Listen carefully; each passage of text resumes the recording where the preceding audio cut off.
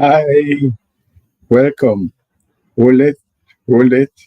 So, you might be looking at the topic and you're saying, wonder if this is, you know, one big commercial. No, it's not. One of the things that we have set out to do in the Success with People livecast is to present value, to look at issues from a different perspective and to provide insights that are useful.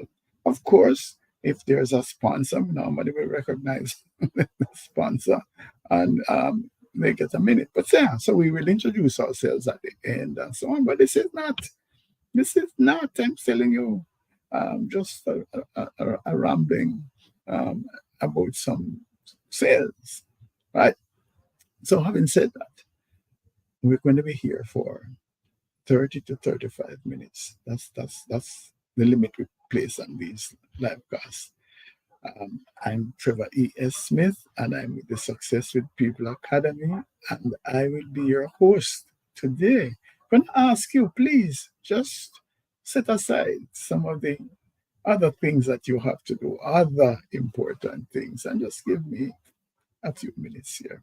So we want to look at this whole issue now of unlocking team potential because we know that at the end of the day, it is the team and teamwork that is going to get you to where you want to go. Right? So we want to look though at behavioral DNA assessments. I know there's a lot of confusion, a lot of um, misconceptions related to this, and that is why I wanted to just ask you, please hear me out. Hear me out. All right. So, we want to embark on this journey where we want to look at the potential, the profound impact that behavioral DNA assessments can have on individuals in the team and the team as a whole, right? So, we published today as well the companion Success with People newsletter. We tend to look at a subject matter and we prepare a newsletter, and then we come to the live cast that takes a different perspective, goes deeper, provides some underpinning. So the live cast is not just a regurgitation of what you got in the newsletter, but if you are listening to the live cast and have not um, seen the newsletter, please, it's on LinkedIn, on the Success with People Academy. All right, Success with People newsletter. All right, so we looked at the importance then of understanding team members beyond just their roles, you know. So we tend to put people in boxes and so on, and not just their strengths also. We want to look generally at how is it that we can look at how they think, the mindset, etc., and see how we can pull all of this together to create high performing teams. That's the whole idea. So, by using behavioral um, DNA assessments, you can actually reshape, reformalize, if you want to call it, transform is the word I'm looking for, the dynamics of teams. And today, we're going to look at two case studies. We won't have time for more than that. We're going to look at two case studies that will move this thing from theory and to show you in practical terms. So we know basically that um, if you want to have high performing teams, you have to leverage your strengths. You have to identify what are their unique strengths and put it together. And so behavioral DNA assessments, here's your sponsor, such as those that we use from Extended Disc and the revolutionary FinxS Platform, offer a nuanced approach to this idea of looking at people, looking at what it is that they're bringing, what is the mindset, what are the mindsets that we have to work with. And here is a suggestion, strong suggestion. When people are looking at DEI, please include behavioral styles, behavioral preferences, because it is a key factor that impacts performance. So we have here gender and race and all of those things, but think of behavioral styles as well in terms of your diversity. All right. So as I said, we want to translate the theory, the principles, the concepts that we have outlined in the newsletter, and to look at some compelling case studies that would show you how these behavioral DNA assessments can be leveraged to unlock full potential of your team.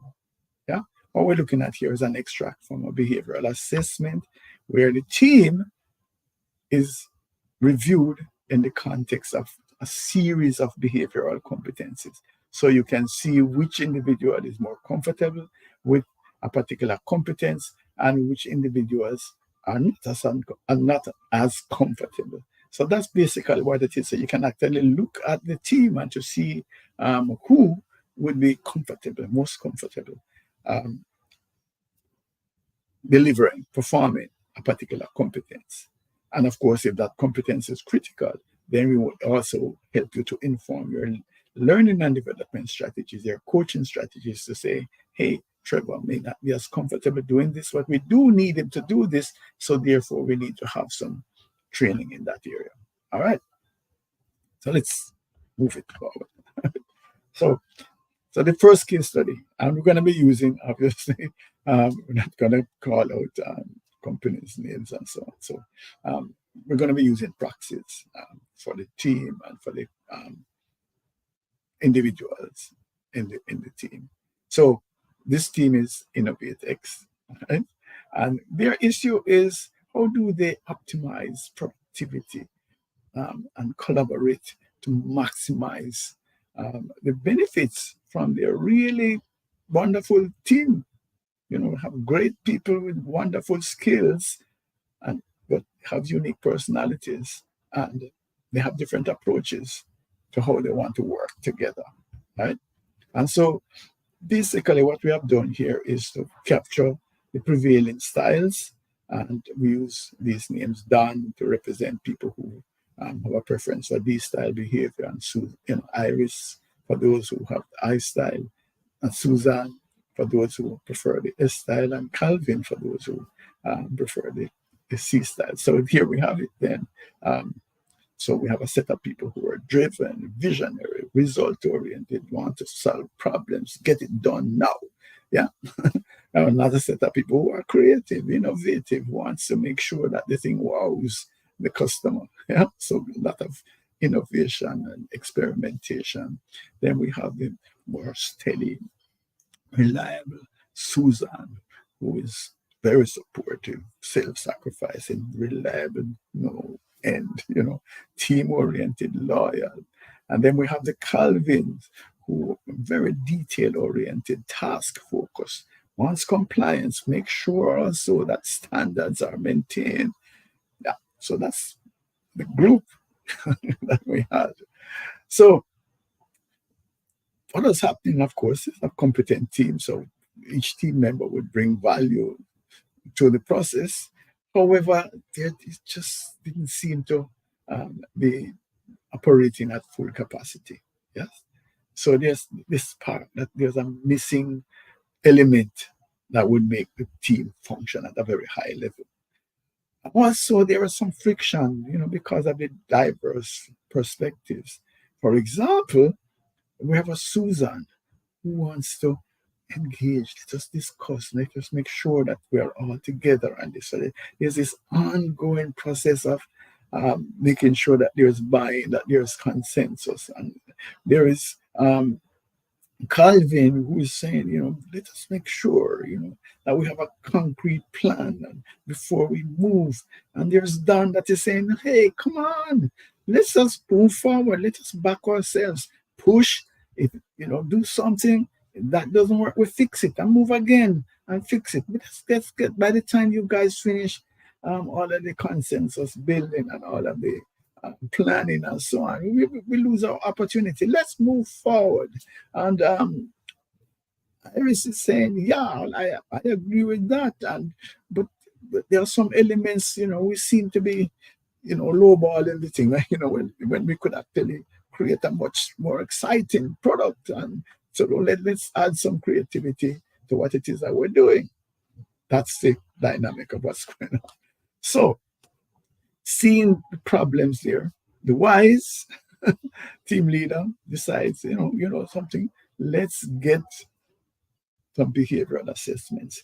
My talking is not enough. Let's get some objective data in, some information in. So the team goes, gets their behavioral assessment done, and it gives them in-depth understanding of each person's perspective, their strengths, how they want to communicate, how they want to receive information, how they want to receive feedback, all of that, and also how they want to work. Some wants to multitask, some wants to be very focused. So with that, the team leader was able then to strategically align roles and responsibilities so that the team could start to hum. So not only then was the team more functional, but the dynamics, the harmony was even greater then. And so by leveraging their diverse strengths, we ended up then with a highly efficient, successful team. Yeah. So what was some of the findings from the study? The assessment indicated then that the best thing to do was to work with Dan and to probably have him provide some of that visionary leadership. He likes problem solving. So, people out with that kind of mindset, give them that, but also, they're very result oriented. So work with them in that context. All right. The irises, you know, um, hit them to get the consensus, do the brainstorming section, let them lead that. All right. And also listen, maybe we can take on all of the elements that Iris would want, but we can actually see how we can add some flair to what it is that we're doing. And then, of course, Susan, you know, um, we can just trust Susan, her ilk, to bind the team together, yeah, keep the cohesion going, and know that the tasks that they are assigned will get done. Yeah, will get done. So they are reliable, and we can actually build success around that kind of steady, reliable support. Calvin Calvin is important because if we miss details, if we fail to manage our compliance, if we miss deadlines, and if we drop in terms of quality, we're going to have problems. So, listen, I know sometimes you feel that Calvin is upsetting because, he's coming back asking more questions and requiring more compliance. But it's important. It's important. So, that was basically what the team leader was doing with them. He said, based on the information, you can see it. Look at the results. Look at the map. You can see what it is that we are saying and how it is that we can pull this together. So with that, InnovateX reached new heights. Yeah. So Dan hooked up with the irises and used, come up with some visionary projects. Yes. Suzanne, as we said, anchored the whole thing and made sure that projects were executed seamlessly and on time. And of course, Calvin made sure that whatever we put out, we could be, put our names to it because it met the quality standards. Yeah. And we function on time.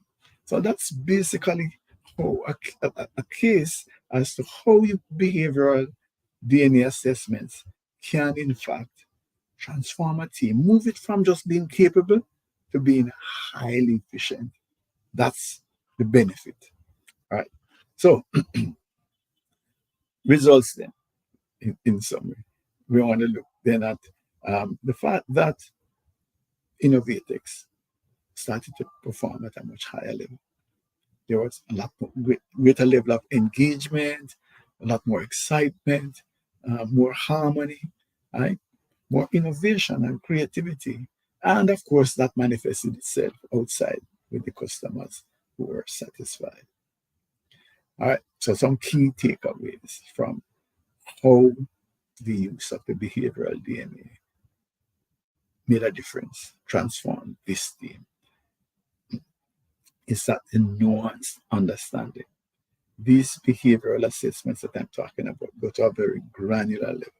So there are tons, there's a vast library of behavioral competencies that you can apply to, look at an individual. So you can know line by line how comfortable, how comfortable, how much energy. It's not a can do or can't do. We speak about whether it requires more energy for the person to do it or less energy. We talk about whether this comes naturally or you have to remind yourself. Remember now, Trevor, when you go to work tomorrow, behave like this, etc. For some persons, it just comes naturally. So these nuanced um, analyses or insights help you to be able to work with Trevor and to see how Trevor can fit with the rest of the team. So that's how you're able to look at a Don and a Iris and a Calvin, yeah, and a Susan and say, hey guys, here are the pieces of the puzzle. Put it together in this kind of way. So aligning roles with strengths also helps people to be doing the things that they want to do. If someone is not comfortable being, double checking to make sure that everything is in order, proofreading and so on, why burden them with that? And I know I'm going to get pushback that people have to come out of their comfort zone. I hear that. But you don't want to work where you have your preferred hand tied behind your back all day. So it is important to find out what it is that people are comfortable doing, what it is that they would prefer to do, and to see, wherever possible, whether you can align their tasks to those strengths. That's it. And by the way, once you have found the key, you can use it to unlock projects going forward. So it's not just a single event where we're saying, okay, we got them to work here. Once they connect, they can move forward. And by the way, this usually spreads to other teams because other people see, hey, certainly this team is excelling. Maybe we should do the same thing. All right. Another one. I call this one Wild West, put Wild, because this team actually had major problems in terms of harmony, lack of harmony. Yeah. So brilliant people, valuable strengths, but they had distinctive styles that often led to misunderstanding. All right. So recognizing this challenge, again, visionary team leader invites an intervention which includes the behavioral DNA assessments. So that's another tool, by the way, that you do the assessments, but you also get advice as to what does it mean and how do you leverage the information that you have. All right. So these assessments provide insights then that point the way forward, how they can turn these individual differences into high performing dynamic team. All right. So to cut to the chase here, basically, the coaching in a nutshell was that, hey, Don, D style, assertive, competitive, and prefers not to lose, toned down, easy. We all want results, but we're going to get the results if we work together. So Don, we're going to coach Don to see how Don can collaborate more rather than seeing himself as a sole agent. So that is a tone down, basically, for Don. All right. The Iris situation is that Iris is creative, innovative, also wants to multitask and so on. And one of the things then is that Iris might be working on this project and then somebody asks Iris to help and Iris goes to help that and that project is not quite finished yet and then she had a problem saying no, etc. So one of the things that we want to say to Iris is that brilliant, wonderful, etc. But you're going to be more useful to us if you can focus a little bit more. Yeah.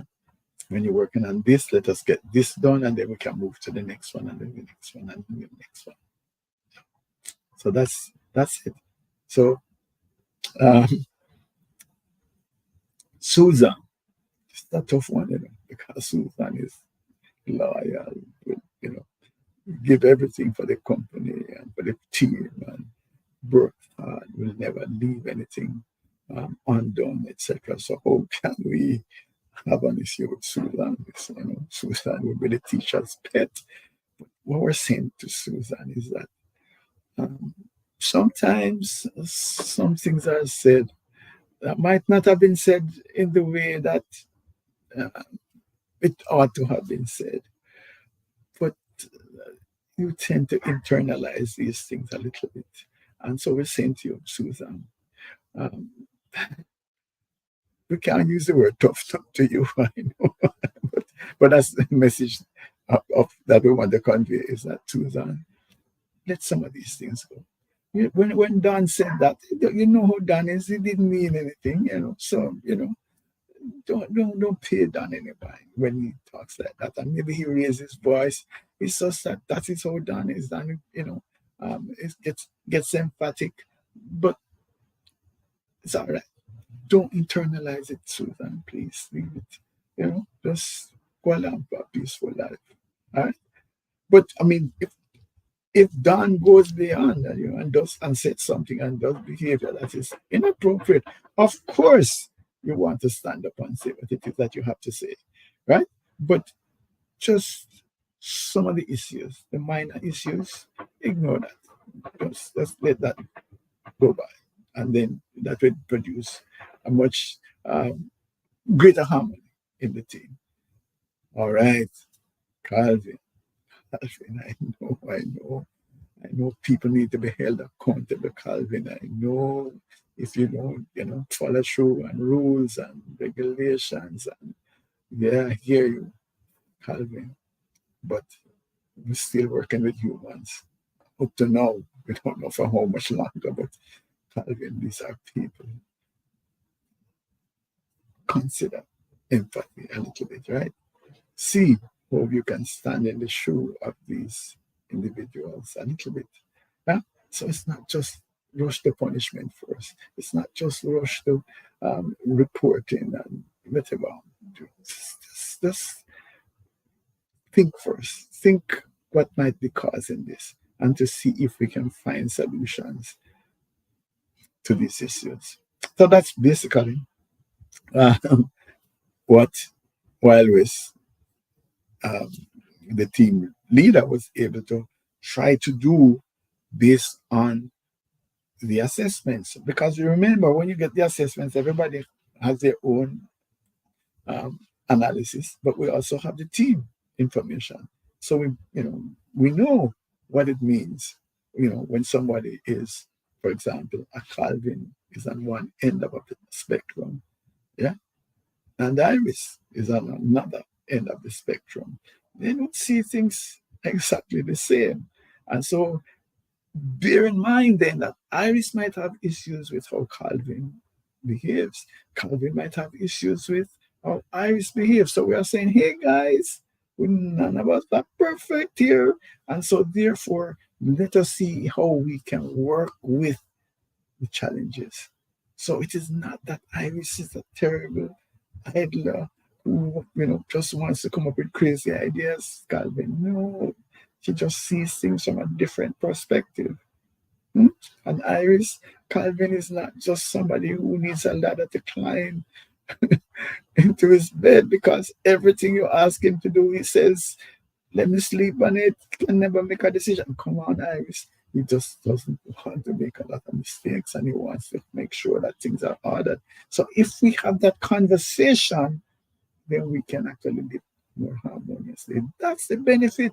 It's not to put labels on people to say you're a this and you're a that. That's the benefit. We have these toolkits, and basically we have a preference for some of the tools, and we are saying in the team environment, sometimes we have to temper those preferences to make the team function better. And the team can draw on our preferences to maximize the effectiveness of the team. So, one of the things then that behavioral DNA assessments help us to do is to get ahead of conflicts. So we know if we um, shout, speak too empathically at Susan, she's going to shut down. So please, Don, you know,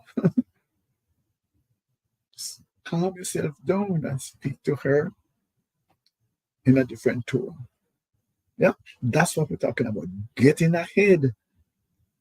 So I have been pushing this whole idea now of conflict prevention rather than this whole lesson of conflict management and resolution. Why don't we prevent them? We can prevent many of them, right?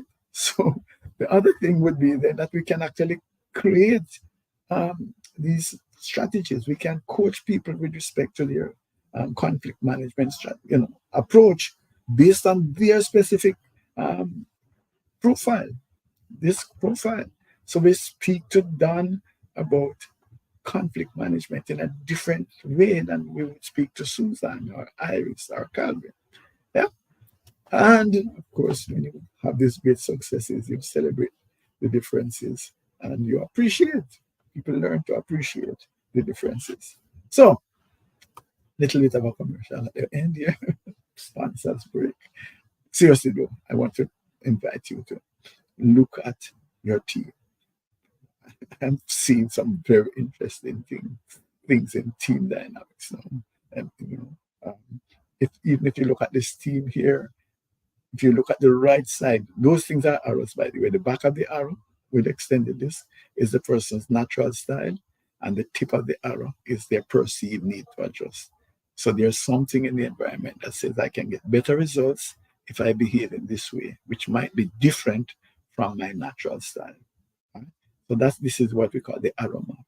And it's important because it tells you the direction of thinking, where our members moving towards. If I'm running an HIV clinic, I would want people to be moving towards compliance, in terms of their focus. So that's the kind of thing that we're talking about. So this arrow map tells you a lot.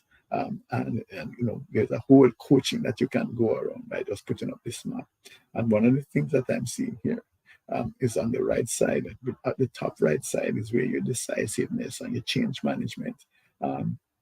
It's usually, those behaviors are usually resident here. On this map, you could look at it and to see, just one individual. Another matter, but that individual's map is,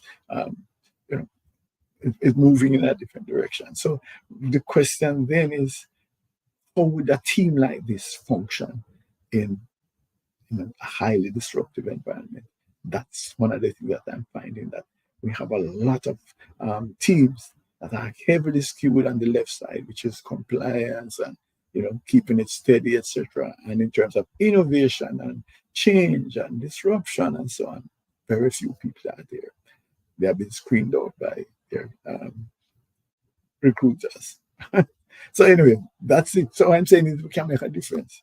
I'd just like to have a conversation. You can just talk and we discuss it and send you a document to say, look at this is what we can do. And you can decide whether you want to do it or not. Send me an email at successwithpeople.org. That's it. All right. So other thing is that we put out a lot of information and I invest a lot of time in terms of creating the newsletters and creating these things. But they are there, right? I have no problem with it. So you can access, for example, these live casts on YouTube. Extended Disc Solutions. Extended Disc Solutions is there at the top right-hand corner there. That's it. Go to YouTube and get to the Extended Disc Solutions channel, and you can see all of these live casts. Also, on LinkedIn, we have the Leadership DNA Club. Yeah? And so you can join the club. You need to ask permission because we just don't want people to come and dump advertising material there. So that's a very serious club where we present only value information. So you can join the Leadership Development Club, ask to join. And of course, you can subscribe. Subscribe to the Success with People newsletter.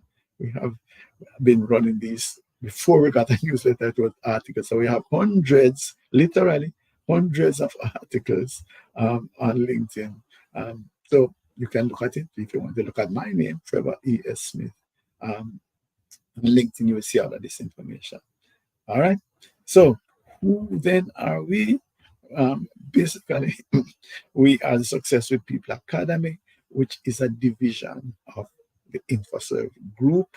The InfoServe Group has been around for 40 odd years, and we deploy the discerning communication, the model, along with, so it's communication and leadership. But it's built on the DIX platform. So we have a ton of material that we have developed around this framework. And also, we are franchise holders for Extended Disc. So we do these behavioral DNA assessments on this revolutionary FinxS platform.